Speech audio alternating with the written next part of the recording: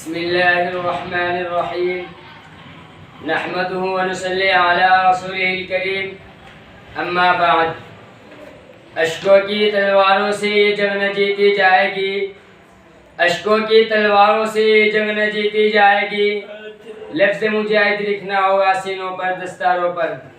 اے قوم، باد سموم کی آوازیں تو یہ مجھے پاش پاش کر رہی ہے، ظلمت و پستی تیرا مقدر بن چکی ہے، کیڑے مکڑوں کی طرح تجھ کو بھی زندگی گزارنے پر مجبور کیا جا رہا ہے، ظلم و بربریت کے طوفان میں تیری ماں بہنوں کا ننگا نچایا جا رہا ہے، ظلم و استبداد کی چکی میں تجھ کو بے دریغ پیسا جا رہا ہے، تیرے معصوم بچوں پر نیزوں اور تلوار کو آزمایا جا رہا ہے، تیرے حقوق پر ڈاکہ ڈالا جا رہا ہے، تیرے ملی قوانین کو برباد کیا جا رہا ہے، تیری مساجد و عبادت گاہوں کو، تیرے مدارس و مکاتب کو ناجائز پابندیوں میں جھگڑا جا رہا ہے۔ آخر یہ سب کچھ کیوں ہو رہا ہے؟ کیا اس لیے کہ تیرا کابرین نے ہندوستان کو اپنے خون سے سینچ کر ان کے حوالے کر دیا تھا؟ کیا اس لیے کہ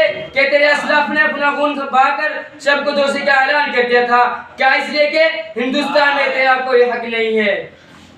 اے قوم، اب سونے کا وقت نہیں رہا،